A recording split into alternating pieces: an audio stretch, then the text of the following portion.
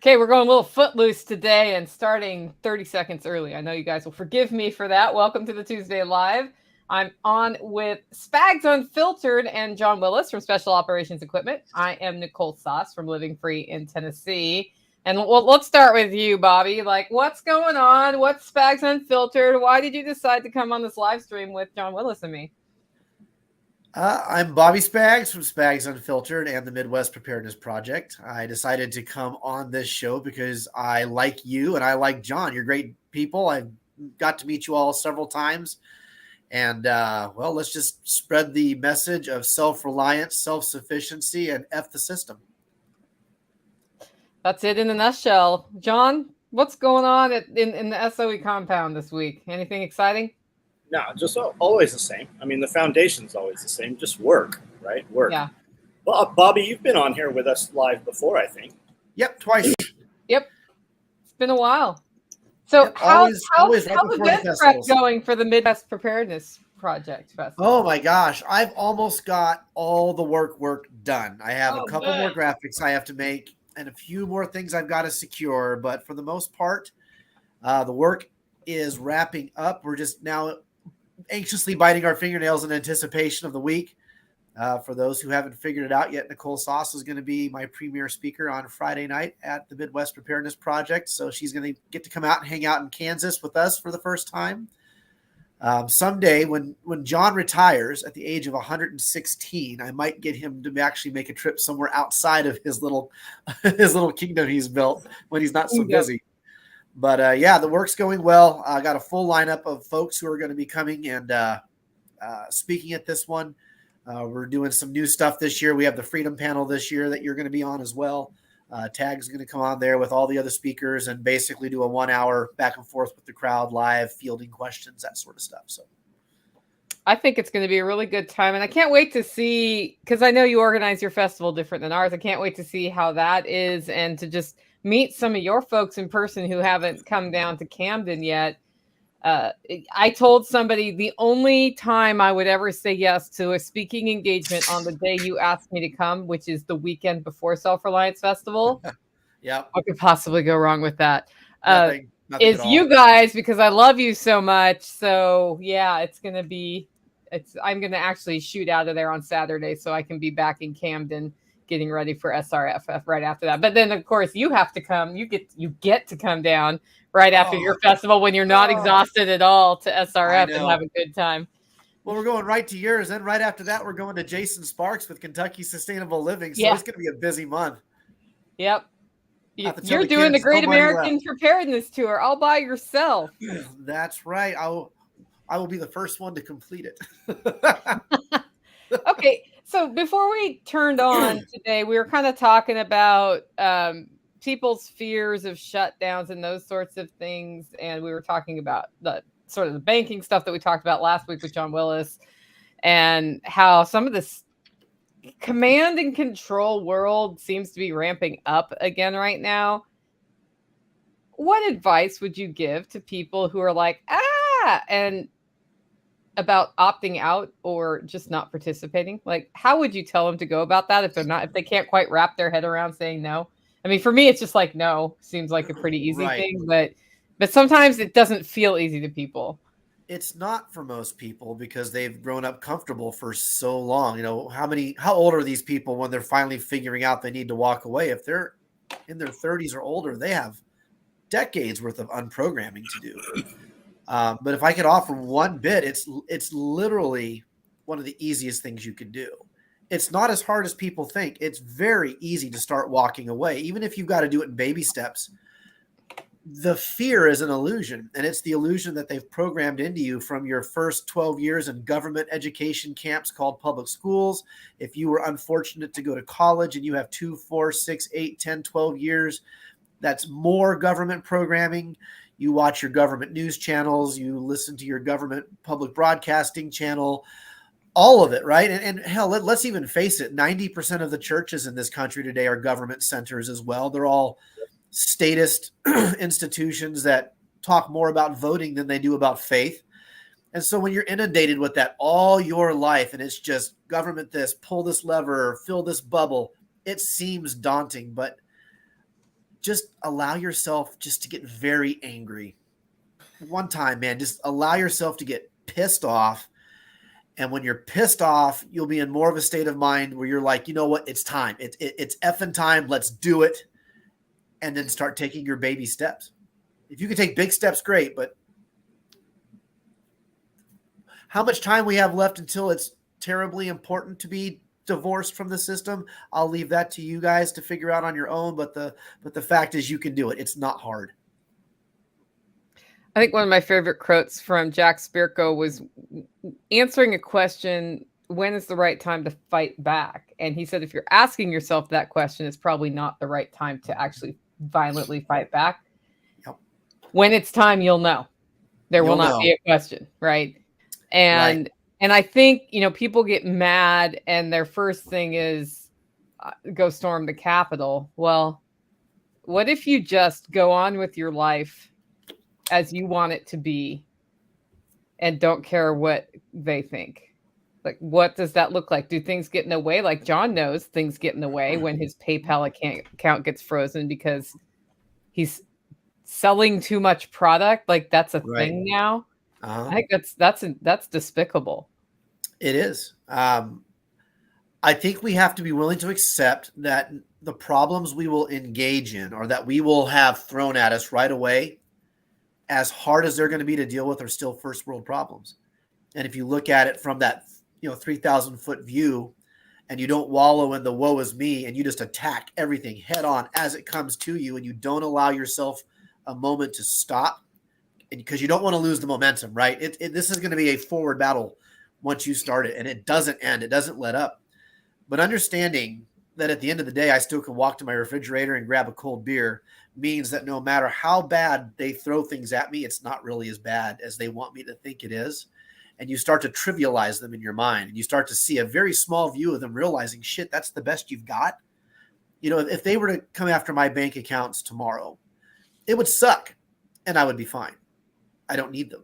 They're there because I use them and they make my life convenient. But convenience doesn't equal survivability. And if you learn to have alternative methods in place, knowing what they're going to take from you first, self-sufficiency with energy production, self-sufficiency with food production, self-sufficiency with water collection, self-sufficiency with wealth outside of the U.S. monetary system. Yeah, they're going to hit you and it's going to sting and it's going to suck, but you're still alive and you can still go to your refrigerator that's powered by a solar system and grab a cold beer. Is your refrigerator powered by a solar system right now? Maybe. Oh, could be. Op-sec. No, my current refrigerator that I have now is not. I'm actually having a system put in that will run exclusively all 4 of my deep freezers and 2 of my refrigerators. Nice. And that's all. I don't care about running my whole house. I can literally just keep the food cold. I've barely had my air conditioner on this summer. Yeah. And my wife and I made the decision not to run the air conditioner other than the weeks where it got over 100 degrees. So for 3 weeks, this entire year, I've had my air conditioner running. The rest of the time, it's been sweaty, attic fan, windows open, switching what side of the house the windows are open, switching what rooms I bring the fans into. And the kids at first complained, and luckily my wife knuckled down and we didn't complain, and we just powered through it. And getting through the first few nights in the summer, we were sweaty and sticking to sheets. And all of a sudden, 5 or 6 days later, you're like, well, this isn't so bad. They could take my air conditioning and I could live just fine. It would suck, but I could live. Yeah. Is that why you did that? It was just to see what it's like? I did it to save $200 a month on my freaking energy bill. Okay. Well, it's like camping, and a lot of people have never been camping. And then you have people camping that take AC units with them. It's just different, man. Mm-hmm. Yep. Learning a different set of suck, man. That's all it is. Yep. It's funny because camping is so relaxing. Once you get over the, I can't just go take a hot shower whenever I want to situation. I think camping is the first and easiest way for people who are worried about their resilience skills to go test them. Just go to a paid campground where you actually do have a flushing toilet and a shower and start there and see what that's like. Just go to your backyard. Yeah, whatever. and see what it's like. And once you get through a time, like I went from that to backpacking, like many people. Once you're out in the woods for a couple days with everything on your back, you're like, wow, I don't need very much. Right. I like the things I have, and I stay in hotels when I travel. I don't usually camp when I travel unless I have to, because I love having those conveniences. But at the same time, I know what it's like to, to hike and to camp and to be cold at night and got wet when it rained and all of those things. That's how that is. Yep. It's like, I'm wet, like still not dead, just wet. Right. I'm a lot like you in that aspect. And, I was in the Army for almost 2 decades, and I have friends now who are like, hey, Spags, let's go on the river tonight. I'm like, and do what? Let's go out on a sandbar and go camping. And I'm like, it's raining. And they're like, well, you a big pussy? And I'm like, bro, I did this shit for decades. I got paid to do it. I've got the t-shirt. I've got nothing else to prove. If I can sleep on a bed, I'm going to sleep on a bed tonight. Yeah. But, I could absolutely go out there and embrace the suck if I wanted to, but. Yeah.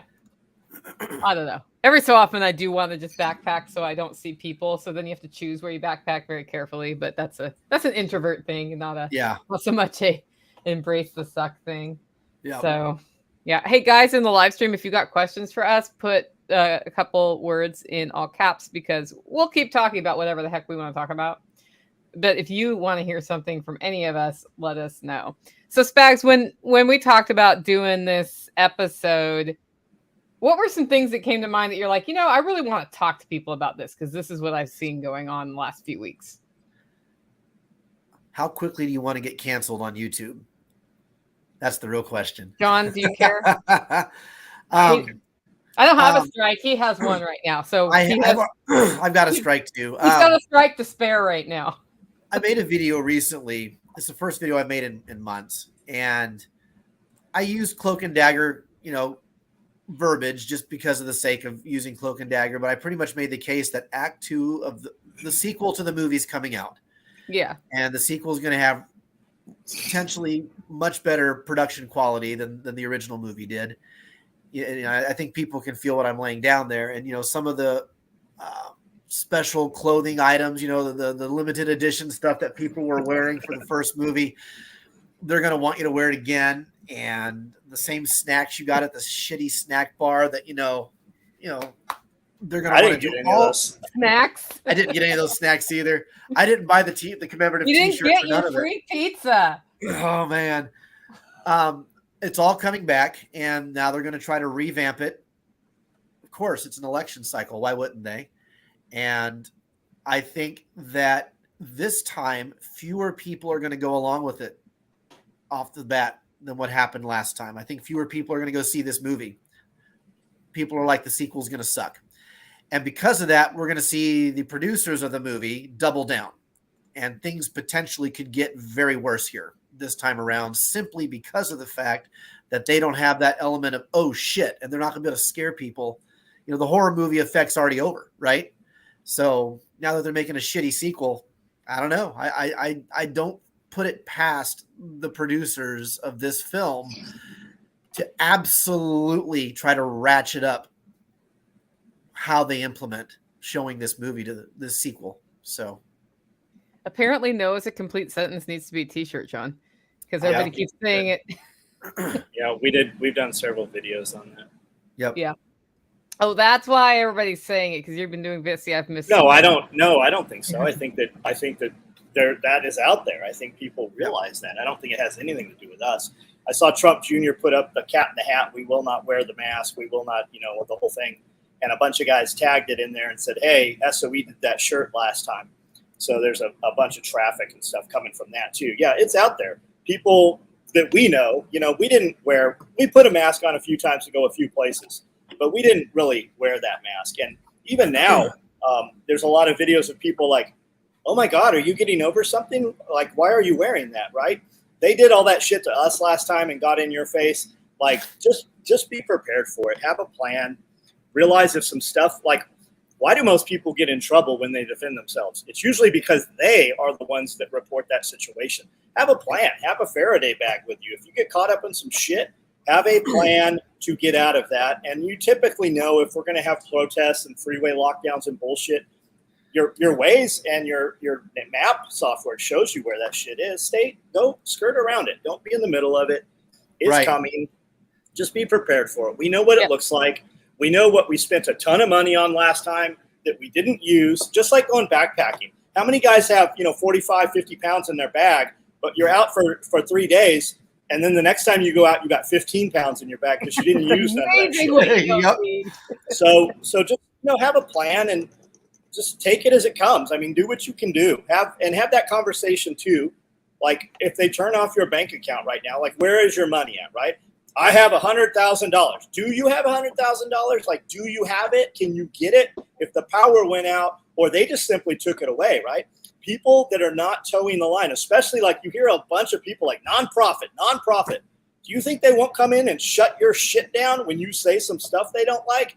Fuck yes, they will. So have your shit diversified, have your plan, secondary, tertiary, fourth, fifth, sixth, and just practice that shit. If you really think that's coming, you might want to just turn your power off for a weekend and see what that looks like. And as far as the fan talk and putting an AC on a trailer, why would you not do that? The mini splits are so economical and so cost effective to run now, and you can run them off solar. Evan and Tad just did a whole install on his trailer with that. We've got mini splits on the tiny houses out here. We have the tiny houses so that if something happened, we don't have to heat and cool this 16,000 foot building or compartmentalize it. We just go into the tiny houses, right? So just have a plan. And as far as those fans and stuff go, you can get some great fans right now that are like 10 and 12 inches that run on batteries, and we can easily push electricity into batteries via solar panels. Yep. And Signature Solar has refurbished equipment on sale today. I just got an email about that. Who has that? Signature Solar. That's what I put in down at the cabin. So now I'm on their email list. And I was like, maybe I need a battery for the main house when I saw that. It sounds like Dawn's going to do a solar install at her place. There was a dude sitting behind us at the beekeeping class. Yeah. And he does some solar stuff. The next, for people that don't know, Middle Tennessee Homestead Alliance, Dawn's thing at her place, once a week or once a month on a Sunday, they do like a 2-hour super brief modified class, just kind of to get your toes wet. And I think the next one's going to be the dude doing solar stuff. Oh, great. That's Homesteaders Alliance of Dixon County on Facebook if you're trying to connect with that group. I'm sure they have other ways to communicate that are not listed. That's where you start. Speaking of not using Facebook, Bobby. Yeah, I mean, think about how I communicate through Facebook Messenger. Like, if you want to do business with me, chances are we're not doing any business of any type real if you're not communicating with me on Messenger, because that's where all my shit is. But the people that I really need to communicate with in the future, if everything went down, I have you need their phone number. You don't just need them on Signal, and you don't just need them in your text app. You need a physical way to contact them if you lose this or something happens to this thing. Like I know maybe I only know 3 or 4 phone numbers in my head today, whereas we used to have to stop, look at a pager, dial it into a telephone booth. Yeah. You don't know numbers anymore.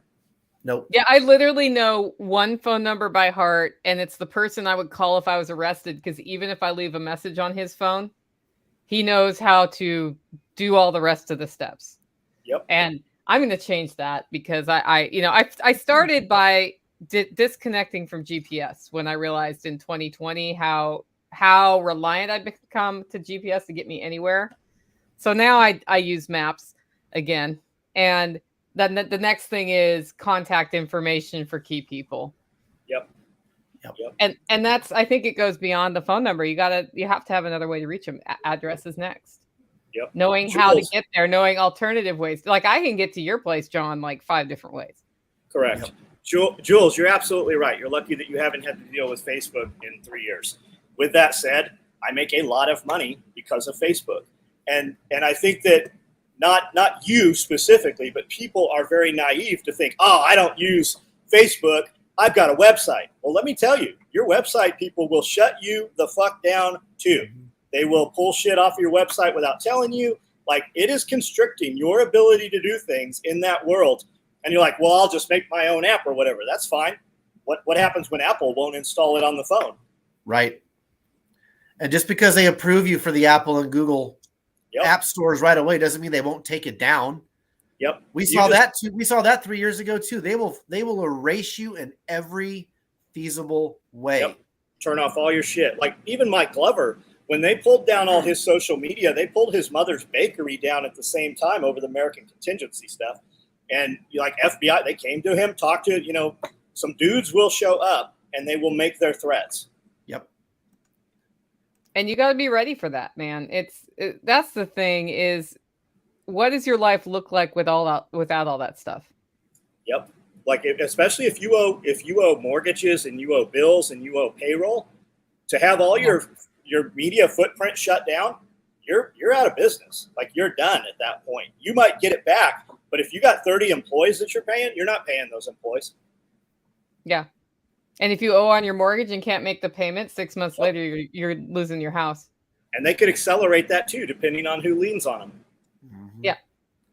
Also true. Yep. The layers of who's this in close charge on my house right now.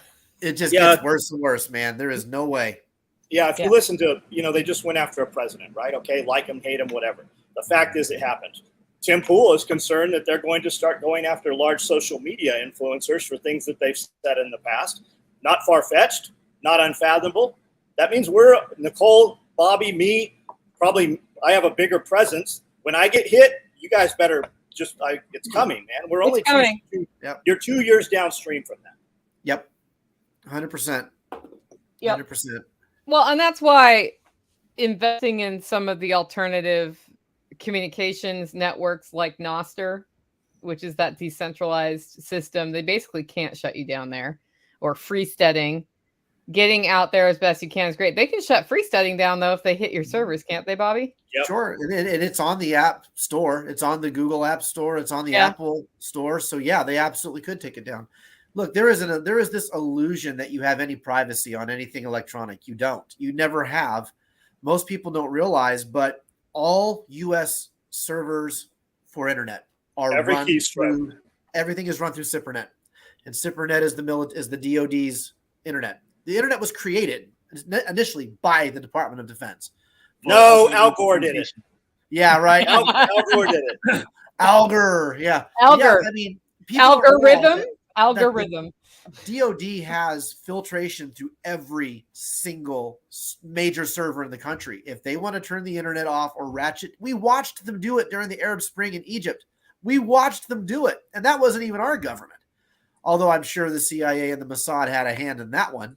But they literally ratcheted down so that they limited people's Facebook because they were using Facebook to organize all their protests in Cairo. And we watched them ratchet that wavelength down to where all of a sudden people's internet was just bogging down and they couldn't use it. Then accounts started going offline. You just saw them do it. They just did it in Cuba. They were even jamming HF frequencies in Cuba. Yep, they were doing it. They did it in Venezuela. What, a year and a half ago, 2 years ago? They did it in places in China in 2020 before anyone knew what was going on. They were erasing that was one of the original reports that came out that let us know something was coming. 200,000 cell phones just went offline. 3 million cell phones went offline. Oh, it was even bigger because I stopped listening at that point. I'm like, well, here we go. So yeah, last I knew it was 200,000 cell phones or so went offline in China all at once. Just keep in mind, there is a record of every keystroke that you have ever made. Every foul thing that you sent your girlfriend, every picture that you thought was between you and somebody else, there is a record of it. And when they want you, when you're on their radar, they will assign a team of analysts to find your crime. And it's not above them to put a crime there either. So just be aware of that. 20 years ago, when I was indicted, they had 17 phone lines tapped.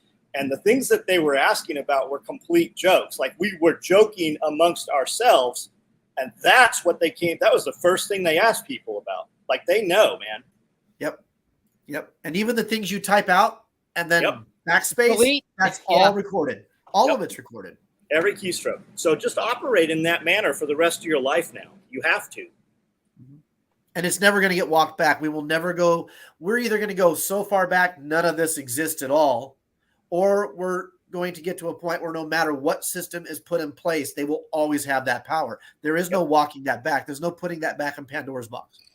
Every joke you make. That's basically what's happening in my head right now. We could totally do a spoof on that song. Oh, yeah. Well, the thing is, they'll come back, like you're already seeing it happen. Things that were legal a few years ago are now not legal. And they're coming back and persecuting people for things that are now not tasteful for just a year, 2 years, 3 years down the road. How long until they make those actually punishable for things you did in the past, right? It's not far-fetched. So just operate as though that is the case. They do that with taxes, right? They'll pass a tax increase and make it retroactive to the year or two before. Shit, you have California trying to tax people who moved 8 years. 8 years. Here's a quick story. When we moved here from Tennessee, from California, my big truck was $630 a year to register it. Lived here, registered the truck when we got here. Almost 2 years later, a deputy sheriff walks in, serves me papers to go to court for not paying my registration in California. Now, mind you, they served me in Tennessee. They know I am in Tennessee. The truck had been registered 2 years in Tennessee. Going to imprison me, sell my truck, fine me up to $10,000 for not paying registration. The truck, when I left California, was in registration. Like that matters anyways. But the truck had already been registered. And by the way, the truck that's $630 in California is $24 to register here. Yeah. They'll find an excuse, man. They're using RICO charges right now for a priest associated with Donald Trump. Yep. They're using RICO charges. Do you know who the only person they took into custody out of all those Trump people? You know, the one that they didn't give bail to? The black guy. The black dude. The dude that I don't know why. I don't know why. He is, in fact, the one person that was not able. I heard that they didn't allow bail on him. I don't know the details on it. Black dude had a thing that's black guys for Trump or something to that effect. He's the mouthpiece for the movement. Well, it's because liberals aren't racist. That's my point to that. That's the point. Yep. Liberals are some of them. The progressives are some of the most racist people in the world.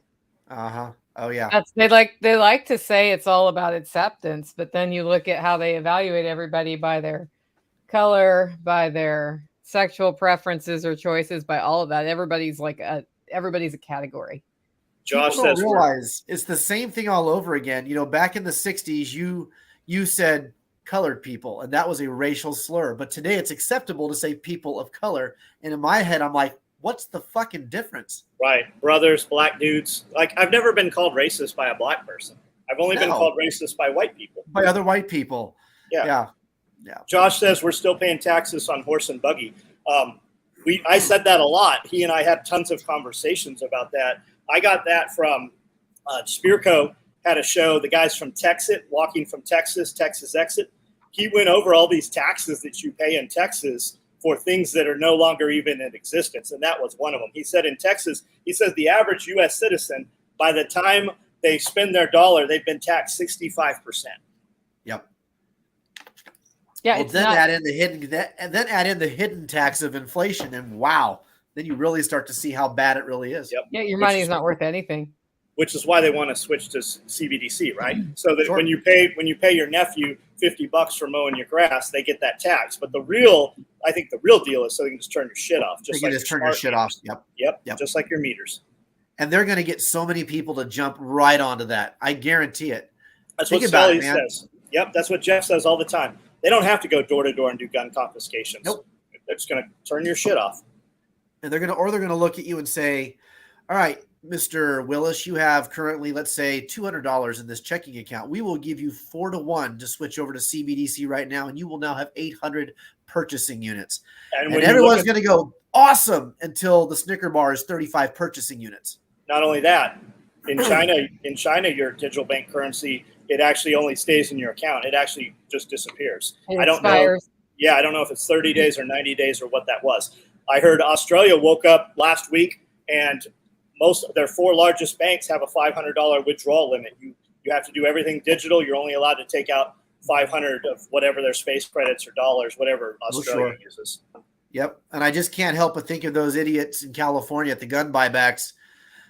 There's a story, I want to say it was probably about the time you and I first started talking all those years ago, John, where some dumb kid found his great-grandfather's Stormgewehr 44 that he had brought home from Germany. We're talking an STG 44, the most coveted gun on the fucking planet, and turned it in for like $200 at a gun buy-in. I'm still hopeful though, because there's a lot of guys turning in PVC pipe with a spring and a rubber band too. Right. But when CBDC comes in, they can say, well, take your gun over here, and they're going to say, okay, well, it's worth $200 in trade-in. We'll give you $1,000 in trade-in right now. It's Central Digital. It's not real. They can give you as much of it as they want, and they will entice all these Gen Zers and millennials and everyone else who doesn't quite have a grasp of what they have, and they're going to trick everybody. Well, every time they perpetrate a mass shooting, all you hear is, the gun show loophole or this or that, right? If you look at some of the last shooters, those guns were purchased legally. And when you dig through the history a little further, both of those people, the one that just happened and the one in Nashville, had been in mental hospitals or on SSRIs. Why is there no compilation every time you see a shooting statistic to how many of these shootings took place versus how many SSRIs were on them, right? That database doesn't exist. They won't catalog that. So it's just like the sheriff said, where was the last shooting? It was in Florida somewhere, I think. He said, we don't have a gun problem. We have a person problem. We have a lunatic problem. We have a violent person problem. And that's the deal. And that's the whole thing. If you listen to the World Health Organization, they'll say that the biggest threat around the world is the Second Amendment in the United States. Why have we not been invaded by multiple countries at one time? Even if the military is not going to, we don't have enough military, right? Everybody's like, the military is going to go door to door and we don't have enough military. And if you're anywhere out of a major city, when some shit happens, you don't have to worry about National Guard locking your shit down. They're going to Memphis. They're going where the capitals are. They're going to Nashville, right? You really are on your own. So you better be good with your local level law enforcement or get involved at a local level, like Mike Shelby says. But it's just be prepared for it, man. This shit is, I get started and I've got so much to say and I'm like, man, I've already said this shit. We have people like there to might hear be it, someone John. on this live. There might be one new person who hasn't heard it yet. So you keep doing it, John. That's true. That's why we all appreciate you, because you're not afraid to say it. And the deal is, how many videos do you have on your YouTube channel right now, approximately? Over 4,000. Over 4,000. How many people are going to go back and see all 4,000? Right. We just put up, so we do, we have a membership.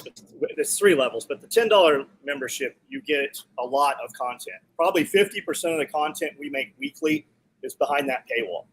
And we do something called question and answer. Amanda and I sit down and we do between 90 minutes and 2 hours every Friday.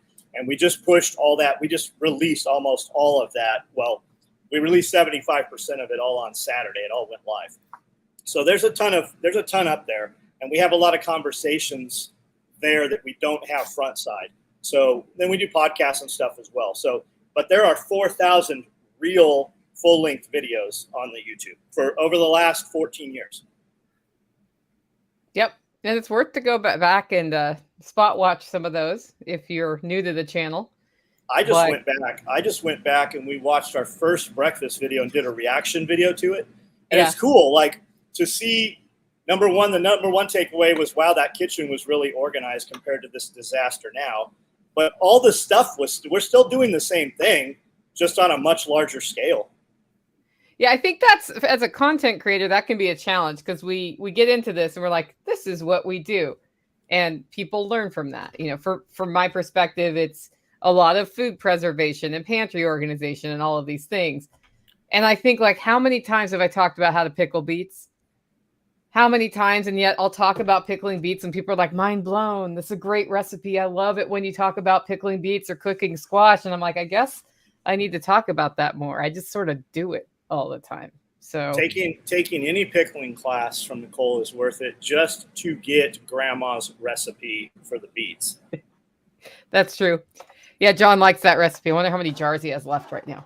Well, think about this, guys, right? During the lockdown, I'm going to go buy half a cow. How many people bought half a cow but didn't cook any of the cow? Oh yeah.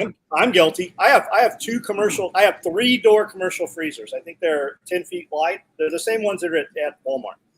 We didn't use none of that shit because we still eat, right? We have a dude that cooks, Amanda cooks. We just eat out of the refrigerator. But if you're gonna cook those steaks every day or slaughter a rabbit, what are you gonna eat with that shit, right?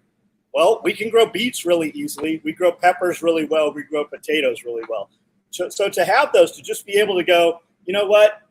I'm going to take out a couple steaks tonight. And then you just pull those beets off the shelf and you pull the potatoes out of the bin and you're ready to go. It's just canning food, man. And people, they have all these weird numbers nowadays. Like if you want to see some insane shit, get in some canning groups on Facebook or some chicken keeping groups, because for every one person doing something, there's going to be 100 people telling you how you're doing it wrong. You're doing it wrong. Yeah. And the thing with the canning is like, oh, you can't keep those over 5 years. When I was a small child, we lived on Lemoore Air Base. I was probably 3-4 years old. We moved, and every time we moved, we took these jars of canned peaches with us, as well as a bunch of other stuff. I was out of high school, so I was 18, 19 years old when we opened some of those peaches. Yes, they were brown. Yes, they were discolored. We ate them. Nothing happened. I mean, other than I looked way better than I used to, so it's probably that. But like, man, you can really push those parameters. And if you look at ball canning blue books, it's like every 10 years, history changes. Oh, yeah. Yeah. No, I mean, canned food it gets discolored and the flavor may degrade over time. That's why you don't want to necessarily keep them around. Get it on a rotation and you don't have that issue.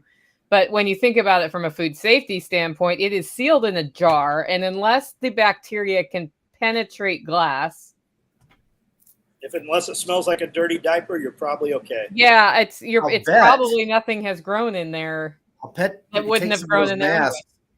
And put them over all your jars, and it makes them last twice probably as long. So. Oh, that's a meme. I need to take a picture of that. I need to get some masks. You should. How to make your canned food stay longer? Put a mask on it. Just keep the light off of them. Keep them in a dark place. Yeah. Like, yes, you're going to lose some nutrients. Yes, it'll pick up a metallic taste. I ate a can of tuna last year I think it was almost 20 years old. Opened it up, took 2 cans of tuna, a couple boiled eggs, eating it. I'm like, this tastes kind of weird. It has like a metallic taste to it. Yeah. Keep eating. Look at the dates on them, and I think they're right about 20 years old. I'm still standing here. Didn't get sick. Nothing happened. It just tasted funny. But you could take my pantry management class, and then you wouldn't have 10-year-old food. No, I totally would. Yeah, you would. Unless you hired somebody to manage that for you, right? I need a pantry manager is what I need. Oh my. Yes, we know. At least you know that about yourself though, right? Yeah. I mean, I think John just put out a little advertisement there. I think someone watching who needs money, I think you can go manage his pantry. Josh did. Josh rolled in here and he's like, I'm your chef. I'm like, we'll see about that. and he was for years, man. And I didn't know, like, with a chef comes the kitchen manager and the food manager and the organizer. And man, he was up on the roof working on the air vent system. Like, man, dude, a real chef is a quality position. And I don't know if everyone's like that, but I was very lucky with Josh. Like, Josh, just awesome dude. Yeah, I think most chefs are, because they want to know where the stuff is that they want to use to cook the food. And then they usually plan in advance what that's going to be. So if that stuff's all organized in inventory, then they're good to go. I mean, that's mostly how it works here. Or when I go out of town, I don't usually eat out when out of town if I don't have to. I go in and I'm like, this is what I'm eating that week. This is my grocery list if I'm going to go to a grocery store somewhere when I get there. And then I pre-cook on day one if I get there soon enough to do it. So everything's pre-made or pre-ready to go. And then I'm good to go. And way healthier to do it that way. Did you see the root cellar stuff I sent you? Was that today? No, it's a couple days ago. There's a modern civilian homesteader, I think is his name. Holy shit, his video's good. He's got a ton of shorts out. That's what these guys are doing. They're building a ton of shorts to get high content before they release any real videos, these new channels. But his stuff's really, and I saw him blast the dude. Dude's like, you're just trying to hook people and sell some stuff. And the dude just let him have it. I'm like, man, we can be friends. This guy does. And I looked on his thing and he's not selling anything. So I don't know what he was on about, but he took a big 8-foot culvert and he got like a big 8-foot wire spool and took those and used them as the ends and trenched them into a hill. And then he used like Visqueen inside. Man, he's got a whole thing on there about it. Man, so I don't know how I missed that one. And I immediately went on Marketplace and found an 8-foot culvert and found an 8.5-foot spool. And I sent it to Chris Watkins, and he's like, "Hey, that's where we keep our trucks. I can bring the spool to you next week." So totally cool, man. Awesome. And it'd be a great storm shelter too. Whoa, you could kill 2 birds with 1 stone with that one, John. You could, and he shelved both areas. Man, it's awesome. Yeah, I'll have to look. Was that on Instagram or TikTok? I'll send it. I'll find it. Okay, yeah. For some reason, I don't remember seeing that one because I would have remembered seeing that one. Yeah, but he's on Instagram and YouTube. Okay, we should get him on the show. I'd love to have him on the show. I feel like he's tied in with Dirty Civilian, which is part of the T-Rex guys, which is here in Tennessee also. Yeah. Cool. Okay, so Bobby. Yes. Tell us about Barter Town. Barter Town is an awesome thing. We're actually going to kind of turn it into 2 separate events this year. It's one of the new things we're doing. On Saturday nights after we do the giveaway, we have this thing called Barter Town, and there's 2 rules. The rules are nothing that'll get us arrested and no cash. And so basically everybody who's there at that point goes under the pavilion. They pop out their pop-up tables, and all these people throw all this stuff that they've been collecting for 6 months, or just random stuff that they have that they want to get rid of. And it becomes this giant prepper bartering yard sale type thing. And the best part of it is a lot of the adults will give things to their kids and tell their kids to go out and barter it off for something cool. So like my youngest son last time, he was 7 at the time. He had, I think, a little package of canning lids. I gave him a little, 10-pack of ball canning lids. I said, go see what you can get for this. He comes back with this old pickaxe. It's got a broken handle. It's rusty as hell, but he's like, look what I got, Dad. He's all excited because he likes playing Minecraft. So he got his own pickaxe for, a package of canning lids. And that's pretty much what it is. And people will throw everything out there from scrap metal to silver to bullets to Mora knives to old BDUs and canteens or whatever they might have. Some guys go all out. They'll go out and buy stuff at rummage sales for 6 months and come with this whole inventory of stuff. And it's just this big swapping thing. And we put up these cage lights under the pavilion. We run them off a generator. And as it gets darker, everyone's still crowding around. People are trading things. So this year, we're going to morph a tiny portion of that into Friday night. And our friends over at Grumpy Acres are going to have Grumpy Seed Exchange. And Nice. So it's basically going to be Barter Town 2.0, but it's going to be for seeds, plants, and trees. So we're about to release some graphic content for their event too, because it's pretty much new. But it's the same thing, only, with plants and that sort of stuff and seeds. And it's going to be a seed exchange. And so they have some seeds they're going to be bringing. Everyone else will start collecting seeds from their gardens. And the idea is to get people to think in terms of bioregionally adaptive seeds, right? Like what I'm growing in my garden here in Kansas is going to grow differently than if I took the same seed and gave it to somebody in North Dakota or gave it to someone in Washington State or someone in Florida. So as you create your own seed bank based off what you reclaim, you trade that with other people who might not have product A or B. They might have a ton of pepper seeds, but no melon seeds. You might have the melon seeds and no pepper seeds. You swap them and you trade them. Well, because collecting seeds in the right way for squash and melon families can be complex. It is. My wife does the seed collecting because I'm just all thumbs when it comes to that sort of thing, but she's gotten them. We've been able to reclaim seeds now from most of the things we grow at our house.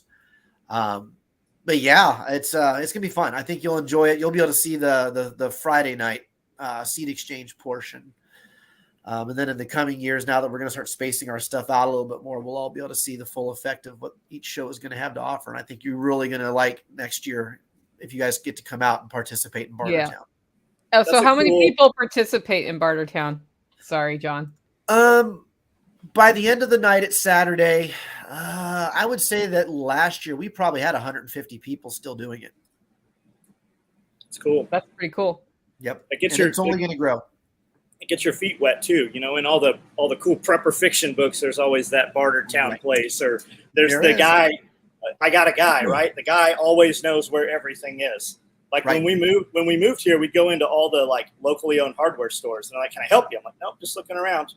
And they're like looking at like you're casing the place or something. I'm just looking to see where the stuff is that I might need in the future. And like these hardware stores, I'll bet if anything I took note of, it's still there 20 years later. You know, it's sitting dusty in the back.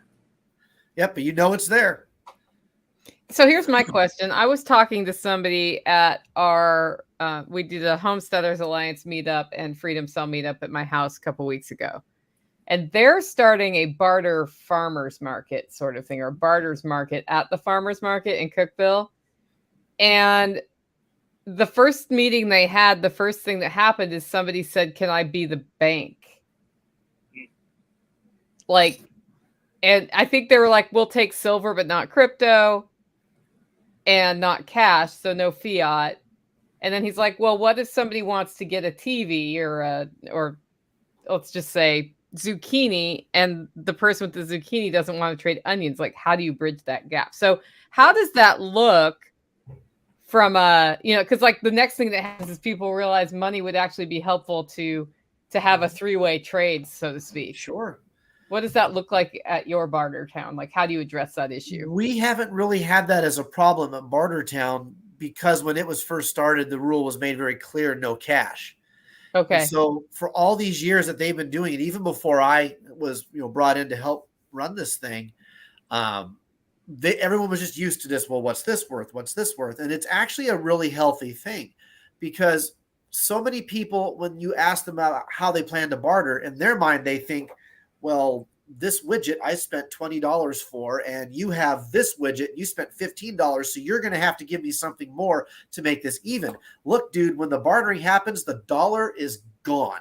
There is no more. And I've had a good friend who comes out to this thing and he's like, look, he's a farmer. He's like, look, this seed right here is going to produce a plant that's going to give you 50 fruit, all of which will have 300 seeds. This seed is worth more than your knife because this seed is literally food for the rest of your life. You're only going to be growing from this seed, perceivably at 40 years old, maybe 40 more seasons, meaning every time you get a plant, you are exponentially expanding your seed bank to the point you'll never possibly grow it all. Even if you grow 10 plants or 20 plants, that one seed is worth a lot more to me than that knife is worth to you. And so when and I like that he will go into that because even if you don't particularly agree with what he's saying about the seed, the principle behind what he's saying is true, that value becomes much different in a world without fiat currency. Plus 2 years down the road, that seed with that guy producing those things, you've just cut your value 2 years of that product, 2 years down the road in half or less. Yes. And created competition for yourself. And created competition. So by trading this seed, he's trading a lot more than just a seed. So do you allow silver and crypto? Like I said, if it doesn't get you arrested and it's not fiat, those are the only rules. Okay. So and don't ask, don't tell. Nobody's there. If you look at 299 days in the book series, a bank showed up and they were dealing in gold and silver and changing for smaller commodities. Right. And I was just curious since I'm going to be there. Oh yeah. Well, there will be people who are like, I really want that, but I have nothing to trade. Do you have more than one? And the guy's like, yeah, I've got a couple more. And he's like, when this event's over, if you still have one, I'll buy it. We don't care if you have that conversation. And quite frankly, I'm a libertarian anarchist. I could give two shits what you do with the trunk of your car, provided it does not ruin the event that I'm putting on. If what you do negatively impacts the event, if someone gets called, if someone sees something, I'm probably going to come talk to you about it. Don't bring any law enforcement that we didn't invite. Right. Yeah. Luckily, the local sheriff of that area where our show is, he's rolled through a couple of times and he's really friendly and cool. And even the Army Corps guys, the cops there, the Army Corps park rangers, they're all pretty cool too. In fact, I've had to deal with them because we found out rules with the Corps ground last year that we weren't aware were there. Have you heard of Prepper Picnic, Nicole? No. It's coming up in a couple weeks. It's right up by Land Between the Lakes up there. Somebody who's been to SRF sent me an email about it and invited Amanda and I to come out. And there's it's not on. They have a YouTube and then it's on somebody else's area there. It looks cool. They got some giant caves on their property. Interesting. I'd love to check that out. I will forward you the email. Awesome. Yeah, I like seeing all the local things in Tennessee, and I'm still finding more. The longer we do SelfReliance Festival, it's like, wow, there's this whole thing that's been happening my whole life. They're probably all mad at me for doing this, and I don't care. But yeah, it's just There seems to be little a real networks wealth who of never stuff. really talk to each other, which is it's like, why aren't we talking to each other? Well, There seems to be a wealth of stuff there in that part of the country. I wonder if it's just part of Appalachia in general or part of Ah, those I think states that have that attitude, I think there's a lot of people too that have just come here from other places over the last couple of years, and this is an easy place to nest. Plus, people, TAC Response brings 7,000 students a year through. We would do a party and have 1,000 people, so you kind of had some roots here. They had been here. It was easy to come here for something and then kind of just travel a couple hundred miles and see how close the big cities were for them. So you just got some good people nested here, and then you also have people like my friend Jack Garland. His whole family, they've been here 50 years. They've got tons of acreage and they farm for real. So it's just an easy place with a pretty neutral environment too. It's a good place to be. I'm going to be out at TAC Response on Saturday. Right on. I'm going to be in your neck of the woods for a couple days. So Maybe should be fun. We'll come jam a camera in your face. That's fine. Yes. Dana had Nicole. one in my face last time. I've got to make a video out of that still, but yeah. Yeah, but I take way better video than Dana does. Yeah, well, we can make a YouTube. I'm going to be learning how to be better in a dress with a gun, basically, on Saturday. So that's a whole nother bag of worms for me. Oh my. I was at the college yesterday thinking about like what happens if somebody comes on the college and starts something, right? Well, don't wear a dress. It's not related to a dress. And so then one takes action about that to deal with the situation, and you're like probably going away for a while. You're gonna go away for a little while, and then you're going to have your life upside down for about 3 years. I've got several friends that have been involved in that situation exactly, and they do, man. They try to make it so that everybody else who thinks about defending themselves really thinks twice about it. Yeah. And every one of these guys is leading a great life and won all their cases, but man, they exhausted their income, and they had all these carry insurances, and they had great attorneys. Dana represented a good friend of ours in a bunch of this bullshit. Mm-hmm. Yeah. And it's just like, and we kept people from not being killed. Yeah. The sad thing is, it's like at the big picture level, you have stopped people from being killed, and they're still going to go after you. I just think about those things sometimes. I don't know why it struck me so hard yesterday, but I was in a weird place, man. It's probably because you sent me that horrible video of that lady chained up, and that was still in my head.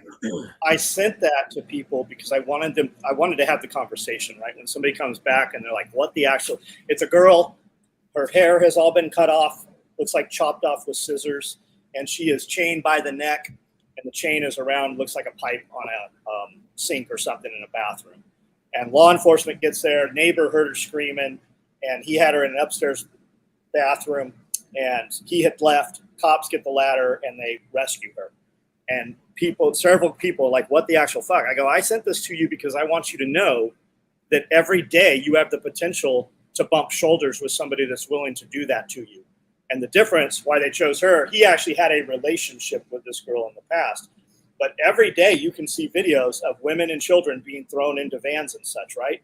What makes that happen to you, really not happen to you, is that you are aware of it. Your eyes are up. You're not doing this when you're going to your car. Your car is parked in a proper position under the light, right? It's just cognizance. You're not an easy target. And that's why I sent that to people, was to have that conversation. Yeah. To me, it looked like the chain was attached to the floor. Could have been. And I was like, man, there were a lot of, think about that, because you hear about people in captivity not getting out of captivity because they don't think they can. Like I read a story about a woman in Grants Pass, Oregon, who was kidnapped in Washington State, in Seattle, prostitute, brought down to Grants Pass, and the guy did what the guy did, put her in a cinder block room that was built in his basement. and the door was solid wood, and she clawed through the door to get out and escaped, like with her bare hands. And that's because she was not going to accept being stuck in that room. Yep. And that story really resonated with me for that reason. I was like, man, you talk about getting out of zip ties because you can. And on the note of going away for years and upturning your life, there are tons of videos which they really do suppress. You're going to see them on social media. You'll never see them out on mainstream media. But you got a dude was buying beer. I think everybody probably saw this video. Guy buying beer. Dude comes in, says, "I'm going to kill you if you don't give me the money." And he's got a box cutter. Dude, while holding the beer, skins out and smokes this dude, puts several rounds in him, and he's being touted as a hero by most people. Law enforcement's like, well, we don't know if we're going to charge him, and they did not charge him. And there are, like, if you look at the gun statistics of people whose lives have been taken with firearms, the number is astronomical where people justifiably, like if they take justifiable homicide and suicide away from that, the percentage of gun deaths is what, Spags? Maybe 5%, 10% at best. It's the number's insane. They put all the justifiable shootings and suicides in there with it. Yep. They absolutely do. Yeah, okay. the will to live is important. Amanda, you're right. Yeah. Well, right. And that's where it's interesting to me how big of a difference that makes, like how we limit ourselves mentally. Does everybody know about the rat hope experiments, right? There was scientists took some rats, put them in these tubes with water, and within 5 minutes they drowned. He took rats, and then as they were about to drown, he dried them off, let them out, put them back in water, and they went for 15 hours after that. I believe those around those numbers. It's just the will. Well, that people are going to have to realize, as whoever the they you want to call the they is, every time they attack you for exerting your rights, for defending your life, for defending the lives of others, every time that they put good people in prison and they drag them through the legal battles, at some point, people are going to have to make that switch in their head, and they're going to have to realize for every one of you, there's 1,000 of us. And there's going to come a day of reckoning at some point where people are going to have enough. I don't know when that will be. I don't know where it will be. But at some point, the mental switch has to go off in your head that you will not be a victim today, and goddamn the consequences. And hopefully that's before you are a victim. Mm-hmm. Yes. And I mean, not to get too dicey of a point on it, but how many people probably just ignore some signs once in a while? Look, this is 2023. I carry an EDC with me everywhere I go that looks like a purse. Who the hell is going to tell a man he can't? Who's going to tell me I can't have a purse? It's 2023. So if I can't have it here, guess what's in that purse, right? Anything can be a weapon too. Yep. And carry more than just one type of thing. What do you have in your wallet? I mean, I don't know how many people have seen these, and it's actually a fairly good tool, but I carry one of these in my wallet. It's just an Ian St. Clair cardstock knife, and it just unfolds into an actual knife. And most people will never look for that in your wallet. And if you're lucky enough where they don't take your wallet, you've got it, right? And now, am I guaranteed to have it? No, but it's one more thing that I have in my tool belt. I might have a pocket knife too. I might have something that's sewn into the inside of my work boots. You got to have multiple layers to how you carry your defensive stuff, and you can't just rely on one thing, and you certainly can't rely on just the one gun you have. Every time I've been in handcuffs, I've had a handcuff key. Yes, literally every single time. Everywhere. People don't look for them. Nope. You should check out Shiv Works, SHIV, like Shiv Works. Craig Douglas. Just type any of that shit into YouTube and just spend a couple minutes watching some videos. It's all hand-to-hand close-in combatives. And then Ed's Manifesto also, our friend Ed Calderon, he does a lot of that on anti-counter hijacking stuff, just hostage-taking stuff. So I saw a really cool video on this topic the other day on TikTok, and it was a father who his daughter asked him, "Why did you open my door for me after we came out of the store?" And he said, "Because there were only a couple cars in the parking lot, and there was one parked on your side, and there were people in that side. So I put my body between you and those people so they couldn't grab you. Because if they did and I was on the other side of the car, you're gone." Yep. Then what? Am I going to shoot at a car with you in it? Probably not. Yeah. I think a lot of people get in trouble because they don't want to look stupid. So you're walking up to your car and there's somebody next to your car in their car looking shifty. What do? Hey guys, look what I found. Go walk up to your car. Like I would much rather go get, hey Tag. Holy shit! Look at that haircut. What's up? I know, right? Today. Look at that. He looks somewhat civilized today, but that'll change by 6 o'clock tonight. Yeah, I'm almost Fabio. Almost. Hey, I'll leave you guys be. Good to see you, man. Hang tough. Yeah, see you in a couple weeks. Yep. Tag's coming on the 12th, so we'll see him in a few weeks. So I would much rather look stupid by going back and having somebody come with me to my car in that situation than get thrown in somebody else's car and kidnapped. Yep. But it took me years to get over the polite thing or the I don't want to look stupid thing that was in my own head that we are taught to have. Not only that, when you come out and there's somebody on the driver's side, be able to get into the passenger side if you have to, right? If you even make the decision to go to the vehicle while there's something parked there. If there's a van, right? Can you tell if there's anybody in the van? Because that's what they're doing. When you open the door, they funnel you the opposite direction. So just plan that out, practice that shit. We used to tell the kids all the time, as soon as we crossed that threshold, eyes up.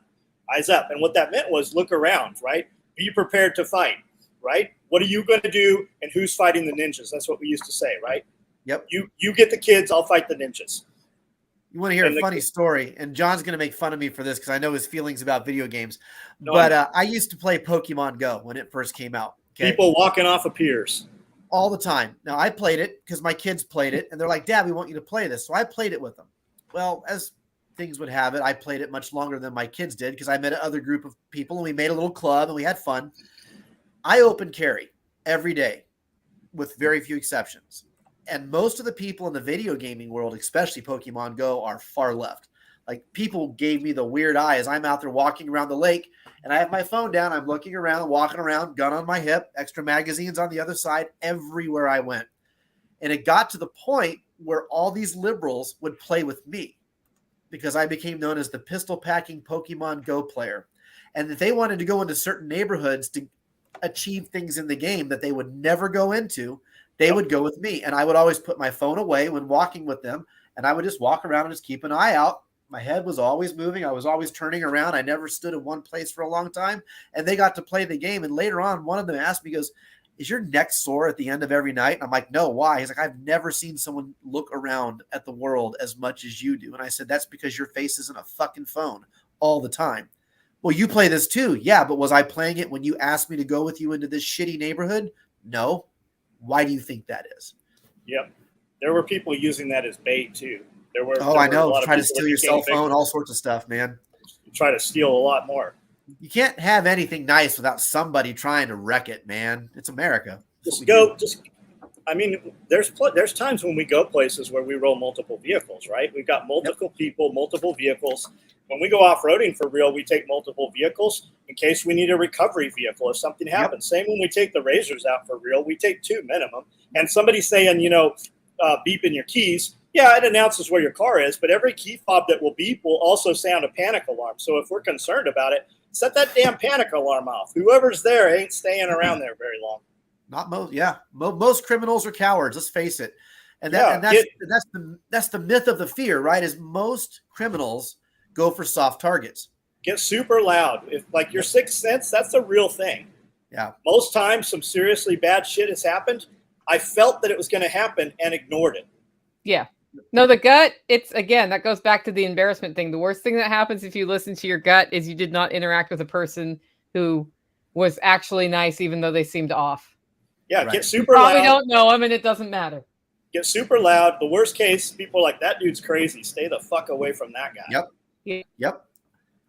You're not wrong, man. There's even a story in the Bible most people don't think about. It's King David. He gets captured at one point in the story.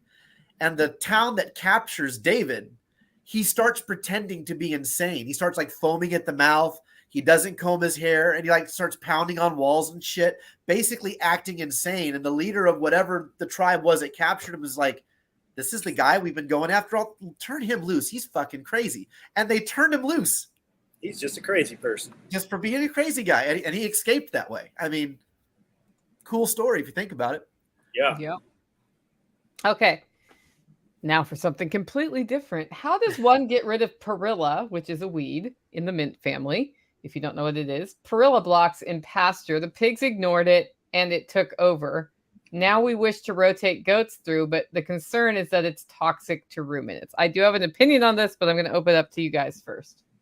I take everything they say is toxic and immediately feed it to stuff and then see if it dies. I know that like you might not be able to do that, but everything they told me would kill some shit didn't kill anything here. You got anything, Spags? Nope, that's out of my wheelhouse. Okay, I have goats, sheep, I've had pigs, and I have perilla everywhere. And it's in the mint family, so how do you kill mint? That's how you kill perilla. Real pain in the neck. But if when you put your ruminants on pasture, because your pigs will not eat it, if you put your ruminants on pasture and there is enough food, they will not try to eat more than a few bites. I think when they eat a few bites, there's a medicinal reason they're attracted to it, but they don't like how it tastes. So I don't worry about killing my goats or my sheep with perilla, but every so often we do whack it down so that other plants can grow up that the ruminants like to eat. So we just run the mower over it when it's about a foot or two tall. We don't want it to go to seed. But the problem is it will spread by the roots too. So it's for us, it's just there. Never had a problem with it poisoning my animals ever. And you can eat it in your own stir fries because you can eat it. They just can't. So treat it like basil. Good to know. That's what I know about. The only person I know who's actually kept perilla out of an area aggressively hand weeds it every single year, all year long. And I'm not down for that. That's not my. That sounds miserable. Rod's like, nope. Oh. I pull a lot of grass. Like I pull a wheelbarrow worth of grass out of the gravel. And it just gets to a point where I just go around with it takes 3 5-gallon backpacks of Roundup. I actually use D43 and I spot spray with a spray stream. I've got a really good sprayer, electric backpack, and I just spot spray stuff. And within 10 days, it's gone. And then I torch it out, and you never know that it was ever there. But if I don't do that, we're constant because the guineas and the chickens eat all that, and then they run laps around the building and they replant all that seed. Uh-huh. They're so nice to you. It's a reverse Pez dispenser. It really is. Yeah. So we do spray. I spray twice a year in the gravel. But I can't control it if I don't. Yep. Yeah, Kentucky Sustainable Living is here. Welcome to the live. What's up, stream. Jason? Yeah, I cut it back a couple times a year before it seeds, and there is less. That's absolutely true. And if you overgraze a pasture, you'll end up with more. And there's something too also. Like we mowed I've only mowed once this year. We've got grass all over the place. But if you don't cut that, whatever's growing there is going to seed and reseed, right? So if you cut it and then we put the sheep over it, the sheep eat what they want and then the sheep reseed. But you have to, that's why they mow fields. If you take a field and you leave it for years, you're not going to have a field. You're going to have trees. So you got to mow, even if you don't want to, or if you don't plan to use that field. It's still, if you're not going to run animals through it, you got to mow at some point. It's incredibly crazy how fast a field will go to forest. Oh yeah. Especially here in Kansas, we have all those cedars, those little cedars. Yeah. Those helicopter things. Yeah, we have them too. Yeah, those cedars. Oh, the helicopter. That's the box elder, John. The helicopter. We have them everywhere. Yeah. Yep. Your ruminants will eat the crap out of that. It's like Yep. sheep crack though. Yep. We have piss elms and we have honey locusts here, and we have black locusts with the thorns that get that long. Goats, yeah, we have don't that. care. Goats eat it all. That's another T-shirt. Goats don't care. Goats don't care. I'm giving you all the ideas. I know, it's great. I just want one shirt for my collection. I need a vendor for that. I'll talk to Grumpy. Okay. I hear Tennessee's being overrun by Californians. What say you, John? It is. I mean, ideally, you buy enough property that nobody can see where you live from the edges of your property. It is happening. But it's happening everywhere too. Just get involved on a local level. We've got people that moved here from California, but it's not like the liberal comes out a little bit sometimes. Like, why don't we have a bowling alley? Well, we did. You motherfuckers didn't use it. It's a great idea, though. You should open it back up. It's open it up. Yeah. But everybody wants to vote on how other people's money is spent. But I mean, yes, it is, but don't let it discourage you from going someplace better than you are. Just get in there and bring more of your people. Like I really believe if you do what's right for you and your family, what you believe in your heart, and you show that and you build an audience, the right people will show up. People will start watching your content. We can't go anywhere out in the immediate area where people aren't like, hey, man, I saw your video, or they want to talk about something. So they're watching it, right? So just do what's good for you, and the people like you will show up. And hopefully you're able to relocate more of those people than the crazy people. And even the crazy people left California for a reason. So have those conversations, right? It's doable. But yes, the crazy people are coming here from California. I'm one of them, right? They looked at me like, what are you going to do with that big old monster truck? They said that all the time when I moved here. Just do what's you know is right. I have a feeling you have not been very involved in instilling code violation practices in your county since you moved there, though, John. I'm lucky that I live out of the county. I don't have any codes. We had this little troll that would drive around in a cop car and would do code enforcement shit. I never had to deal with that guy. I heard people that really took care of that dude when his AC unit was out. They fixed it on the weekend for him.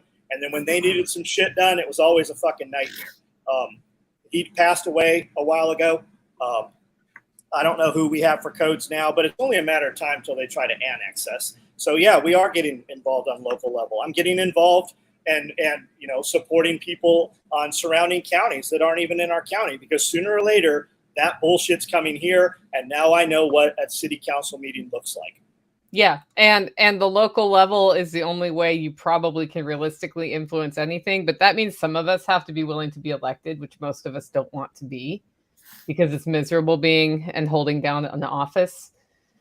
Ask me how I know. But same thing, like here in my little county, they just passed at the county commission level, like noise, smell, visual, like yard trimming ordinance. At your place? In DeKalb County, copied from Putnam County. And it comes from people who moved in and saw garbage on somebody's porch and hated it. And so they complained, and they came up with this draft thing to put more control into the hands of the commissioners, which is a terrible idea. So now we got to talk about how do we get more influence on the county commission over time, because now it's just like one commissioner away from neighbors narking on neighbors, and then, like people's bad grudges being taken out on each other by reporting complaints, which is how that works. Is how it worked in Portland, Oregon when I was there. It's all complaint driven. And that's how that just sets the foundation for the abuse. And the cars they drive around in, it doesn't say zoning, right? It says code enforcement. They are nothing more than traffic ticket writers. And like the county over here, that they want to put more laws on chickens in the city. Now, if you drive around in Dixon City, the city of Dixon, there are horse farms. There's horse fencing, like big properties, and they're trying to put more regulation on them having chickens, right? So when you got to pay $25, I believe it's per bird. You're only allowed to have 4 chickens per acre is what they're trying to pass. You got to pay $25, and they have to come inspect. Let me decipher that for you. We're going to come in and take note of a bunch more shit you did so that we can fine you for it. When you stand up to speak in the meeting, they want your address. All I hear is retribution. Like that's the first thing that comes to mind. Like, as far as zoning, I don't like this dude over here, Sanford and Son, has a fucking junkyard right across the road. Right. I should have bought it. I don't get to say shit about what he does, and he doesn't get to say shit about what I do. Right. And that's my concern is, like, I live in a very rural county, as does John. And what we have mostly around is overgrown forest jungle of Tennessee. Well, now they're going to put in yard trimming regs, and then so if there's a piece of property they want to condemn so that they can use it for something else, suddenly you have to manicure your forest. That's exactly it. How do you eminent domain without eminent domaining? I mean, they eminent domained a shopping mall by leaning on the guy who owned that, and I just to build county offices there. They leaned on another guy and never did anything with it in our county. And it was despicable, and they brag about it to the voters. Like, we were able to steal this property from this property owner. Isn't that great? Yeah, we've got them. We've been here 18 years. There's properties up and down this road where the county came in and ripped the roof off the building and pushed it in. They're just sitting there. They haven't done shit with any of those properties in over a decade. Yeah. Sooner or later. Something's going to happen. Yeah. Or not. Maybe you'll get lucky. Killdozer. Yeah. Oh, you're speaking my language. I'm not saying me, but I mean, I'd love to see more of it. Yeah, somebody says Like that's I crazy. said, people are Yeah, getting we pushed. got to watch it in my county. So, Casey, you should move here so that you vote here so that we can keep this crap at bay. Anyway, I'm just actively recruiting on the live stream as usual. But, John, you're right about showing people your lifestyle online, attracting people, because I would never have the holler neighbors around me had I not started a podcast. For real, yeah. Like, literally, that's why. I mean, I had a couple good neighbors, but it's just gotten tighter and tighter in this area and more people moving to the area. And that, to me, that's exciting. Even if they are from California, I actually don't judge you for being from California. I think you made the right choice when you left. Who, me? Or anybody who's getting out. Yeah, I'm sure you made the right choice. I'm from Texas. I just lived in California for a little while. Yeah. But I wouldn't know you either, Nicole, if you didn't have a podcast, because you wouldn't have been on Spearco's deal. That's true. That's true. Small world, man. Networking is key. Yeah. It brings a lot. And I think it also empowers people to live the way they want, or to try to be more. How a lot of people already know I want to do these things, whatever those things are, whether it be growing a garden, raising livestock, preserving food in abundance, becoming better at self-defense, going off grid, all of the things that we talk about doing, where you're building more freedom into your life by building resilience into your life. There is a judgment that people feel from society. And like, I don't care about the judgment, but a lot of people do. And so then when I just share, like, I just did this and I don't care what anybody thinks, they're like, wow, I can do that. Cool. Yep. And then they do it. And everybody we empower. It's like, yes, one more person who's not going to be a suck on the system. I see people in here that saying that they listen to your podcast or they watch your content.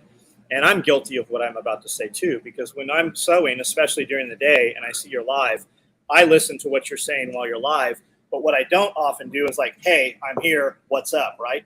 And I think we all get a lot of that. There's a ton of views, but they don't interact. And if you really want, if you like the content you're watching and you really want to help and see more of that content, take that content and share it out. Right. If you just click the share button, a bunch of windows pop up and you can put that on your Facebook page. You can take a screenshot of the clip. You can clip that and put it on your Instagram.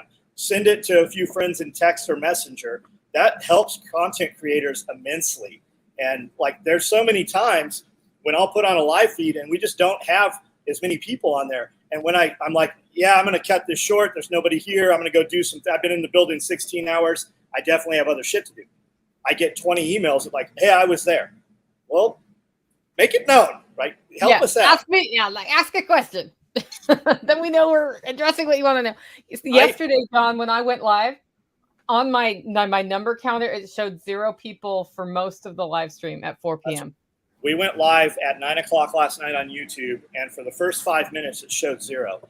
Yeah. I don't know why. People were like, I'm here. I was commenting. It's like it wasn't there. And then when we got off, the numbers were twice what they normally were. So weird. It doesn't always update. When you're the one actually presenting, it doesn't always live update because your stuff's not refreshing. Yeah. Well, it was weird because I was getting more comments than ever because I said, I have nobody here, but I see comments, so you must be there. And then everybody's like, I'm here. Yeah. So, and then I got more, same thing. I got more views on that live than I usually do because everybody was commenting, which then brings it up in the priority for other people's live streams. So that's nice. Yeah, your willingness to interact with chat is often the only reason I speak up. Normally, I only sit in the shadows and watch streams. Yeah, that's my whole live feed is interacting. I assume you're talking to Nicole, but like my whole live feed is just interacting with people. And a lot of those people aren't customers of my business. We're literally just having a conversation. But when I get on and there's not many people there, I'm like, I've been talking to a camera for 12 hours today. I can definitely find some other shit to do at 10 o'clock at night. Yeah. I was driving during your live stream last night, John. Yeah. I don't hop on YouTube in the car because I'll look at it. Bad idea. It was raining. Oh, that was a stop sign. Shit. Whoops. Sorry, man. Whoop, whoop. Last week, Dawn says, Code listening enforcement. while putting in new lifters. Yeah, our hands are busy. I'm bad at not commenting during the day because I'm listening. But yeah, so yeah, he works with his hands, and that's something I do. Like the most times I can consume other content, I'm canning food or in the garden, or like my hands are totally muddy. And so what I try to do on John's is as soon as I get there, I'm like, hey, blah, blah, blah, say something, like it, share it. Yeah. And then go into the feed, because otherwise, so I've at least paid my dues for the content that's being put out, right? Listen, Otherwise, the only people that like boiled hot dogs are communists in New York, and they make you boil your hot dogs at the cart in Chicago because you can't have an open fire. Everybody knows grilled hot dogs are the best, and everybody knows you shouldn't be eating hot dogs unless you've made them yourself or it's a real hot dogs are all the shit we throw away from the real steaks and stuff. So grilled hot dogs if you're going to do them. Otherwise, like it's chicken lips and duck assholes. That's what you're eating. That's right. That's right. You know what though, John? You on the For old your beef thing, ones? though, What? I feed it to my kids to see if it'll kill them, and when they don't die. Yeah. The real answer is you do whatever makes you smile, man. You do whatever makes you happy. Has anybody air fried a hot dog? Because I just got an air fryer in my life, and I've only used it on rabbit so far. So now I'm wondering, like, would that be good, or would it just crisp the outside and undercook the inside? I have no idea. My kids use the air fryer to do corn dogs, and it turns out okay. Huh. Other than you got to cut the sticks half the time because the air fryers are so little. I was gonna say, would they catch on fire? Didn't Limp Bizkit have an album that was named something about a hot dog? Yeah, the chocolate starfish and the hot dog flavored water. That's right. Yep, that was a great album. Is that what you're serving at SRF, Grumpy Acres? Are you gonna do dirty water hot dogs there? They're doing dirty hot dogs. A new Grumpy Acres freeze dried dirty hot dog. That'll go in your bug out bag. Can you put that in the giveaway, guys? Because I think we might be able to do something. Comes with a package of Imodium AD just in case. I think that's going to be one of our promo codes. Dirty hot dog. Dirty hot dogs. Yeah, dirty hot dogs next week. Yeah, bullshit. Gonna do it. Yeah, bullshit. We won't do it. We do something every day for International Hot Dog. You want to get this combat cock for $20 off? So dirty hot dog. So the first promo code we ever ran, it was International Hot Dog Day, and we grilled on 2 grills. We grilled a ton of hot dogs for all of the employees and everything. And this lady that works for us, she's still out here right now. Her name is Linda, and she made this little pencil pouch like you get at Walmart, and it was about the size of a hot dog. And we took a picture of it that day and put a hot dog in there and took a picture of it. And there was some dude on the internet talking shit. He's like, SOE doesn't even make warfighter gear anymore. All they make is bullshit pouches for hot dogs. And that was all over the forum.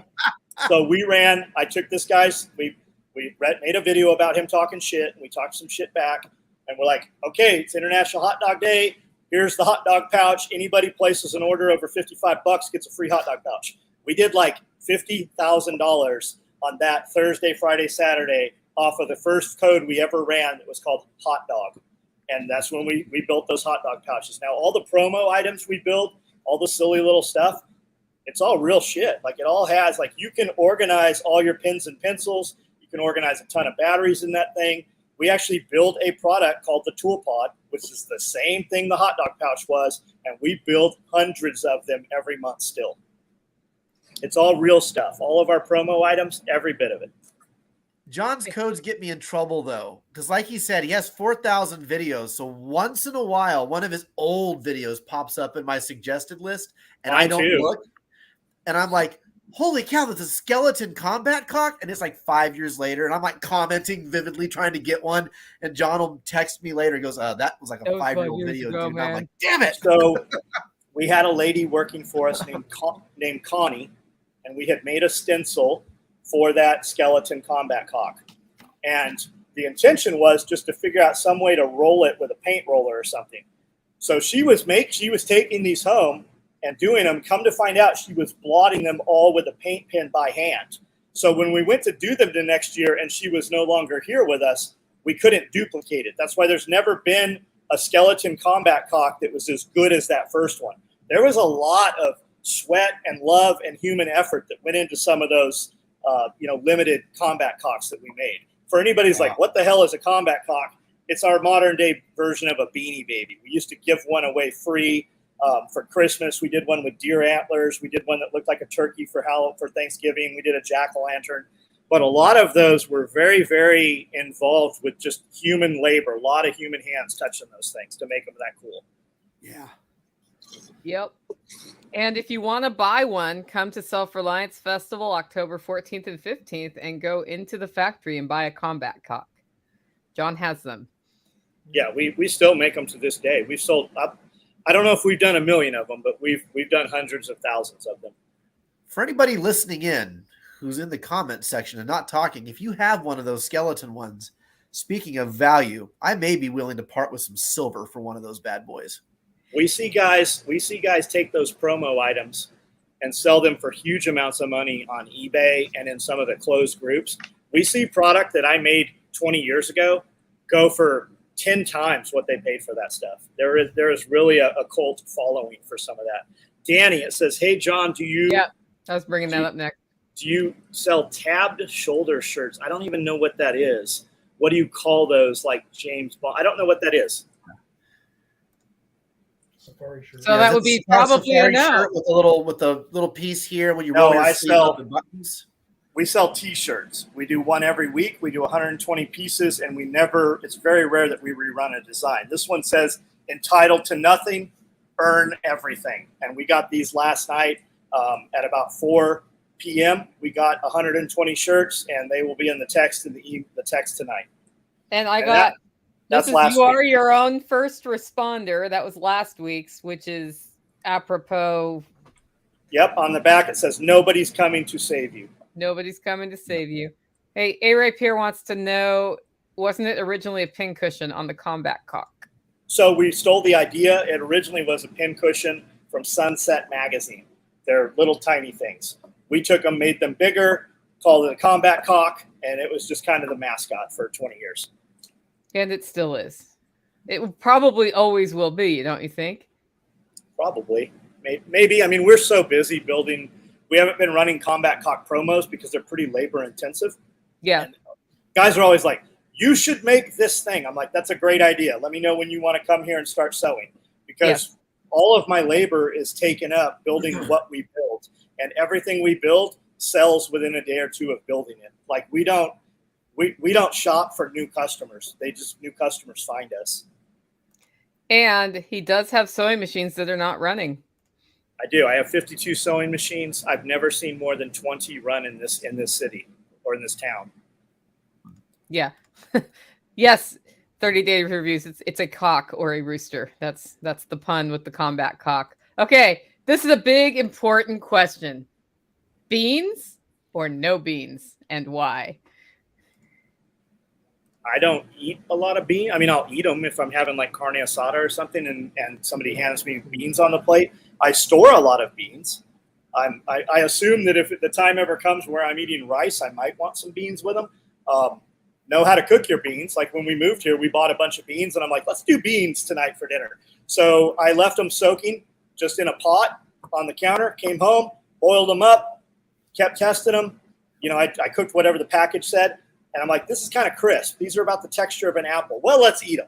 Well, we ate them, and it about killed me for the next 3 or 4 days. Just explosive diarrhea from that. Dehydration was his risk. You really need to just test that shit. Just because the package or because you have some idea that this is going to work. Like I used to think, well, worst comes to worst, I'll just eat some wood, right? We'll eat some 2x4. You can chew it up, you can swallow it. It has wood alcohol in it. Like it can literally kill you. Yeah. Yeah, don't do that. But they did make sawdust bread loaves, didn't they, during World War II in Britain? Yes, they did.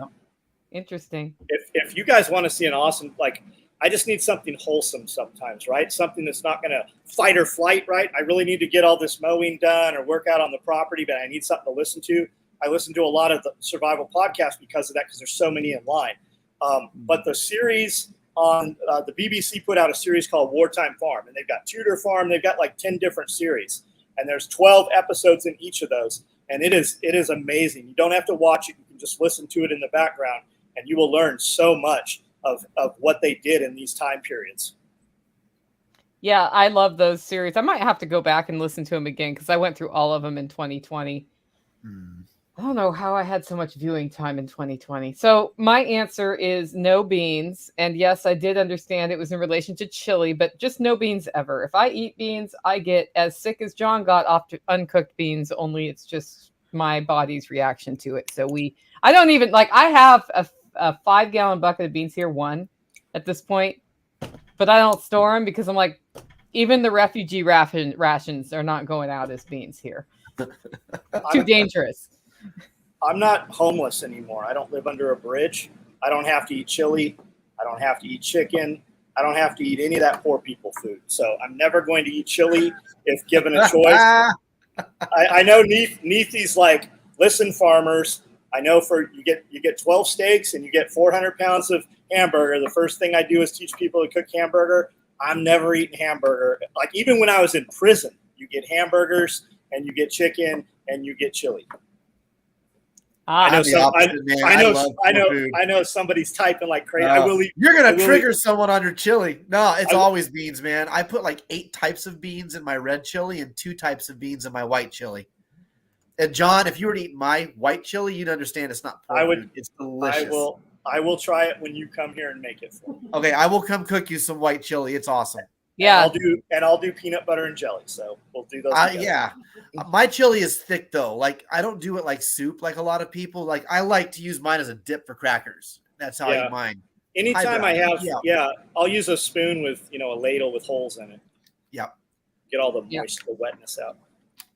I'll tell you what I really got into this year was Salisbury steaks, which used to be like the TV tray dinner thing. You're growing up. Man, Chef Brett made some of those from scratch. And then he thickened the gravy with mushroom powder, like freeze-dried mushroom powder.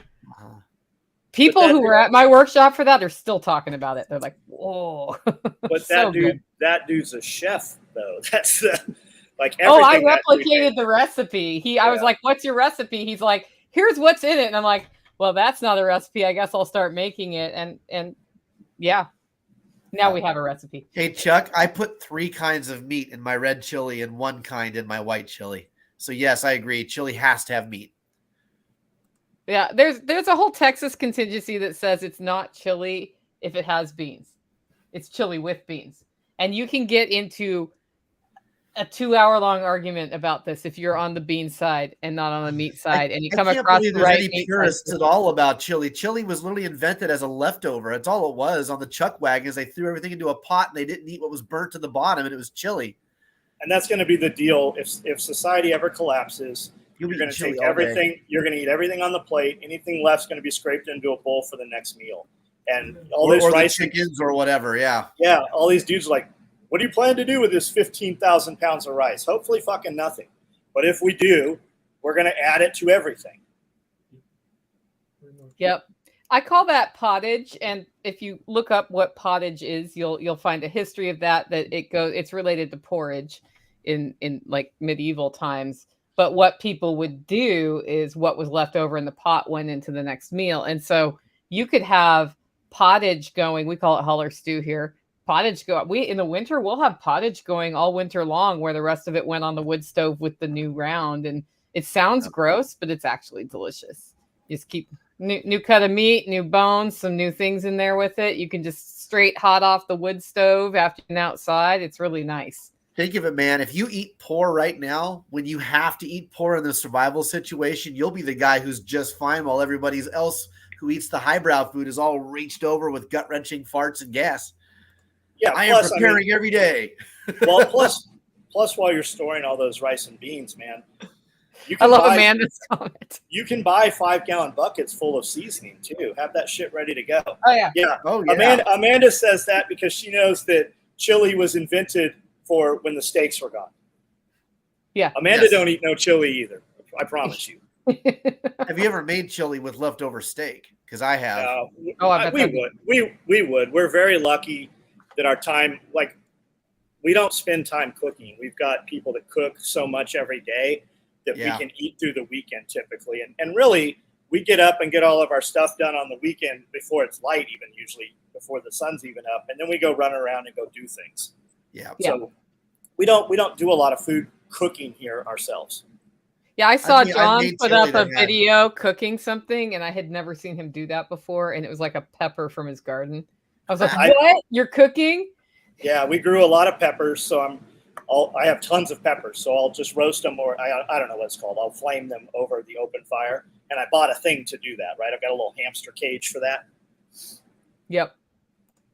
I put back a lot of cayenne this year. I grew this. My plants are still producing. I've got like 4 or 5 shakers just full of ground dehydrated cayenne. I'll never have to buy that from the store again. Hey, can I barter some of that for some coffee? Yeah, because I'll bring you one in October. Okay, I'll bring you one in October. I even dehydrate jalapeno and put it in with some of the cayenne just a little bit, so it's more of a hot pepper shake. It's good. So it's for medicinal reasons. Cayenne tea really helps when you have a cold. It's your temperature, yeah. So would you rather have one that's just cayenne with no jalapeno? I've got one of those. Yeah, I've got jalapenos all over here. Okay, we did a bunch. We did a bunch of mammoth jalapenos and something called a jalapeno. The temperature in it's lower. Yeah. And then we did some big Marconi sweet peppers, and then we did several other kinds of just grilling peppers. I don't care for hot things, so we just don't like. I'm really good at growing shit. I'm not really good at using the stuff we grow. So we grew more of lesser things this year. See, now this is where community is so important, because this is what we see in the holler. I love to cook the things that are grown.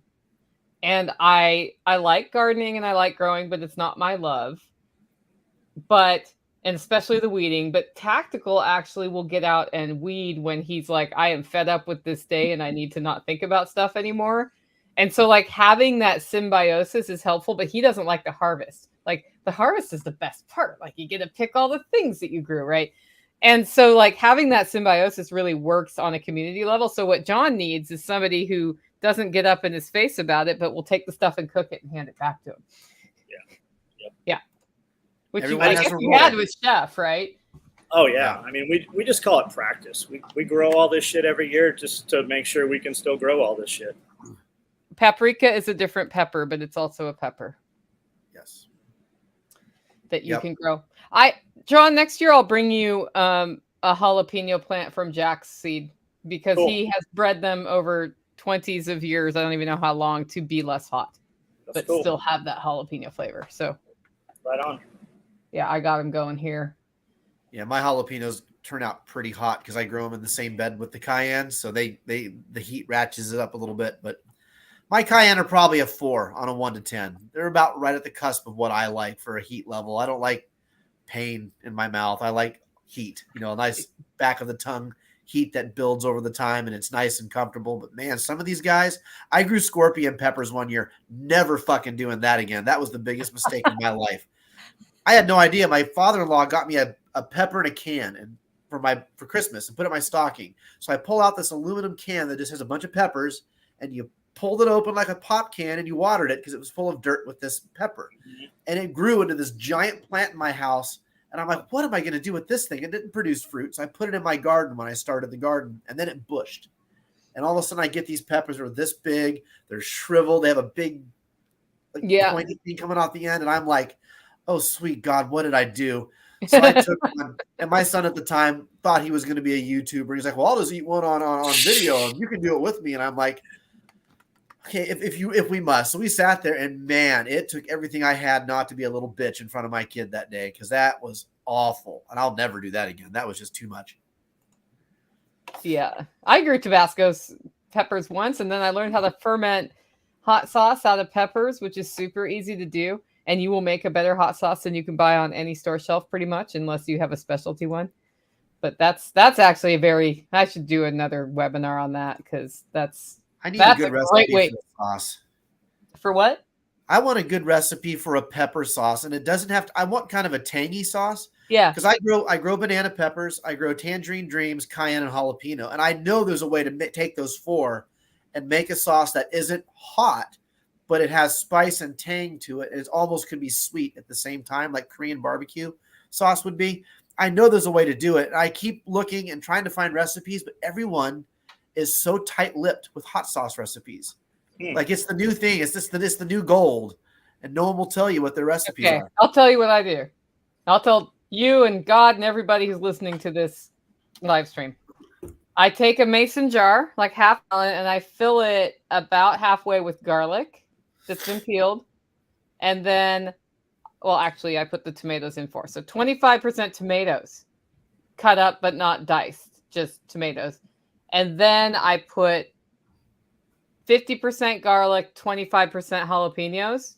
And I pour a brine over it, and I ferment it I fermented my last one for, it was between 4 and 6 weeks. So you have a weight holding it down. The reason the tomatoes are at the bottom is they're the thing that's going to try to float up. Okay? So you do like a saltwater brine. And then I poured it out, like drained the brine and kept that to the side. Put the rest through my blender and added a little bit of the brine back until it was the consistency I wanted, which was hardly any. And then I tasted it, and it was salty enough from the brine that I didn't have to add salt. And that sauce, I served it at my fall workshop last year when I did the food forest install. There was none left at the end. And it wasn't that hot, but the tomatoes brought in the tang. Yeah. Okay. So try it. Try it. Let me know. It's just a ferment. Yeah. Okay. I have no reason to hide that recipe because I'm never going to go into commercial production with it. Yeah. Well, the thing is, like, hot sauces and barbecue sauces have kind of taken off over the last 20 years in the United States. Like, they used to be regional. Like, you had your Kansas City sauces, you had your South Carolina sauces, but now the sauces have become the new gourmet thing across the United States that people like to try their hand at. And apparently, it's made people very territorial about what they'll tell you about it. Yeah. I don't know. I mean, even my Aunt Helen's pickled beet recipe that John talked about, you will get that if you take my canning classes. You could find it on the internet right now if you really look for it. But, you'll know how to do it right if you take my canning class. But yeah, it's there. It's just not a reason to hide the thing. Yeah. Okay. Nicole, do you have any shows on how to preserve seeds for the next year, like snap peas? I haven't talked about snap peas. I've talked about saving seeds for tomatoes. I could do snap peas. It's not that hard. You just leave them on the vine until they dry on the vine, and then those are your seeds. And the only thing you need to pay attention to with snap peas is what could cross-pollinate it. But my snap peas, nothing can because I don't have multiple varieties growing at the same time. So it's super easy. Just let it dry in the pod. We've got bush beans. I think they're beans. We left them on. They dried out. They've already seeded, and they are regrowing right now. Yep. In the same bed. Same thing with beans. You just save the seeds. Don't microwave them. They'll be fine. Suggestion for a replacement weapon for a Chicago trip. I have a pocket knife, but would like something more. A pen.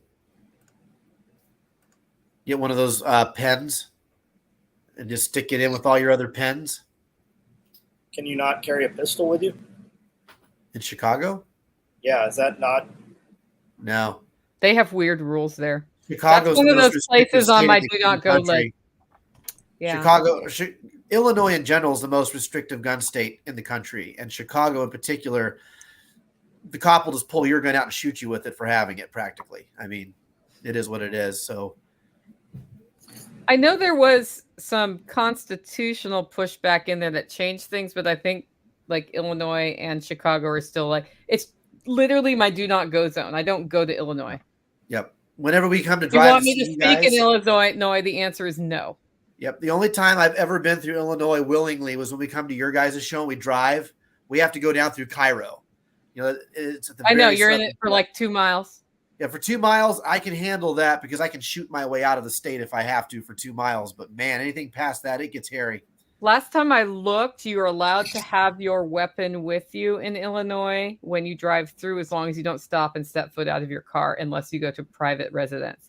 So just don't get out of your car. It's like a modern day sundown law, isn't it? Double check me on that because it could have changed. Yeah. But I know the strip that you talk about because I've ended up there accidentally twice on my way to Missouri. It's a cool little place, man. It's a weird little town, but it is kind of neat. So every knife company and their brother makes a tactical pin now. Surefire was kind of the first guys to do it. You can buy a tactical pin from $25 to $2,500. If you want to see some beautiful tactical pins, my friend Hank owns Black Site Customs. He makes some awesome tactical pins. But you can go on Amazon and just find something. You can also find some stuff. There's dudes that are taking Sharpies and just putting a piece of Delron in them. So, I mean, you can spend as much money as you want. You can carry a crochet needle, a knitting needle, crochet hook. I mean, anything can be a weapon. Yep. Anything can be a weapon. No one can take these off of you. Hey, Faith mentioned you also have to have your bullets not in the gun and not in the same compartment with you in the gun. So, like, locked in the trunk for your 2-mile trek through Illinois. Got it. Don't go to Illinois. That's the lesson we've learned from that. Yep. The Chicago Field Museum is the only reason I would go to Chicago. Yes. I want to start growing jalapenos. Is there a certain time of year to start, or are they pretty resilient? Where do you live? Yeah, here in Kansas, I plant them directly I start them in January under a grow light, and by the time I put them in the garden in early May, they'll produce all the way through November. You almost can't kill a jalapeno here.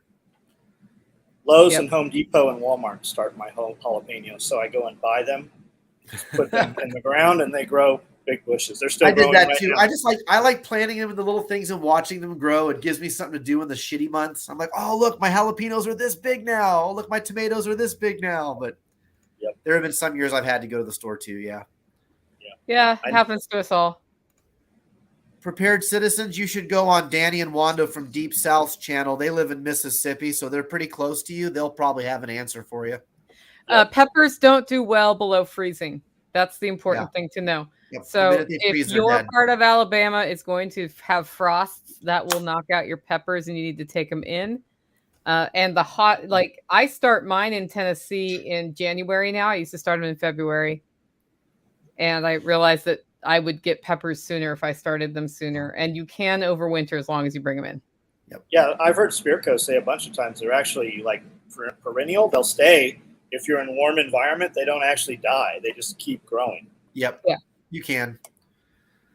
Yeah, if you prep them in the winter, they'll regrow next year. So I don't know if that means mulch the heck out of them. I overwintered a banana this year. Last winter through -5 degrees. And I just put a cage around it, like a circle of chicken wire, and filled that with leaves. It's about 4 feet tall. And that thing came back. I have 2 pups right now coming off of it. So we'll see how they do next year. Yeah, I saw a ton of citrus and banana plants like oranges, lemons, bananas were sold at all the Lowe's and Home Depot this year. But nobody could answer the question, will this ever produce fruit? Because we do. Like we got 0 degrees last year. We got, 0 degrees the year before that. We had a local doctor develop a variety of lime tree that will produce and overwinter in my county because he was trying to fight scurvy. But it makes these tiny little sour, awful fruits, and it's a very thorny tree, so it's not desirable. But I thought that was it's a really cool historical thing. Oh, so not recently, back in the day. 100 years ago or 150 years ago. Yeah. And it's still growing like wild here now because he was able to make it resilient to our temperatures. There's a dude 30 minutes from here that grows lemons and all the citrus stuff here, right? But he's in a hothouse. He's got a greenhouse and it's heated. And he spent a lot of money to grow that fruit. Yep. Okay, we're getting towards 2 hours, so here's a fun one to talk about in our last little segment. YouTube now has a way to get rid of strikes if you take their little training thing. What do we think about YouTube's little training thing for strikes, guys? So I'll never do it. I don't know shit about that, but I know that YouTube is about to implement a bunch more regulations with all the COVID stuff and the election coming up. And what it basically says is you are not allowed to go against or question anything that the World Health Organization puts out. That all came out probably 5 days ago. This was brought out public. It's not implemented yet, but it's coming. Yep. Yeah, and it will be retroactive. We'll just start what's going to start happening is we'll do our videos on YouTube and then we'll roll over to Rumble like everybody else does. Yep. Everything that we post on YouTube for the last 2 years has auto-uploaded to Rumble. Yep. We loaded a private video that had not even been made public 2 weeks ago, and YouTube immediately struck it and removed it. And then we just told everybody, hey, this is what we're banned for. We're on Rumble. And, we gained a few hundred followers when that happened. More and more people are going to Rumble. I know a lot of channels, like Local Prepper now only does lives on Rumble, and he's starting to get people to migrate over there. And Perma Pastures has a big Rumble following. Redacted has a big Rumble following. Rumble's starting to catch on, and if more and more of us start doing once every 2 weeks, one live over there and get the audience used to shifting, eventually, if we have to, we'll probably be able to shift a little bit better. I mean, Dan Bongino went over there, and he had 1.5 million followers or so on YouTube when they banned him. And he got 5 million over on Rumble the first week he was there. Crowder did the same thing. Whether those numbers are real, who knows? I mean, but it's big. It's more than any of us are ever going to have combined at this point. Man, I've never made a dime on YouTube. I've made 1 cent on Rumble. Winning. I've made hundreds of dollars on YouTube. Hundreds, like at least 200. We're making money on YouTube now after all this time. And it goes up about 20% every 30 days. Our revenue raises each time. On Rumble, we're not really promoting Rumble a lot, but I've got, a few bucks over on Rumble. But Rumble also has, if you upload to Rumble and you mark it as just their content, you get monetized in a higher category. Yep. If you don't load it to YouTube. I do like this idea. I like the idea of having a rolling schedule of doing things on Rumble like once a month or something. And if we can get an all-star lineup, that could be fun. Like you can only get this content on Rumble. That's how you get people to try it. If you want us to speak out against this or that, enjoy Rumble while it lasts. It'll eventually go to. They all will. They'll be bought by Google. Yeah, someone will buy them. That's how that works. All right, well, let's go. BlackRock, they'll buy it. Yep. Let's go once around the horn, guys. We'll start with you, John. SOEtacticalgear.com. I do a live video every night at 9 o'clock, kind of like this. If you want to have a conversation, jump on. And if you want to buy my product, jump on the website and just subscribe to our text app and our email app. Bobby Spags from Spags Unfiltered and the Midwest Preparedness Project. Come check us out. Our fall festival is coming up October 2nd through the 8th. On that note, I also own John's products, and I highly recommend his chest rigs. I love Nicole's coffee, too. All right. It didn't type right. It's MidwestPreparednessProject.com, guys, if you want to go there. Somehow the Midwest didn't type properly when I did that. If you want to see more about that event, I will be there talking about the 15-minute homestead. And what that means is ways to invest 5 and 15 minutes at a time to keep your homestead going, because those of us who also do things like roast coffee all day at Hollow Roast don't always have time to do all day long on the homestead. And it's still possible to build that resilience in your life. My name is Nicole Sauce, and I'm looking forward to being at the Midwest Preparedness Project. But we also have SelfReliance Festival in Camden, Tennessee at John Willis's. So check that out. And if you want, it's fall time, guys. The new coffees are coming. I'm ordering them this week. If you want awesome, premium, handcrafted to order coffee, you can get it at hollowroast.com. And it is a great way to build a little bit of luxury into your life. First thing in the morning, so you start the day right with the right state of mind, and you go kick it. You go kill it. Thanks for joining the live stream, guys.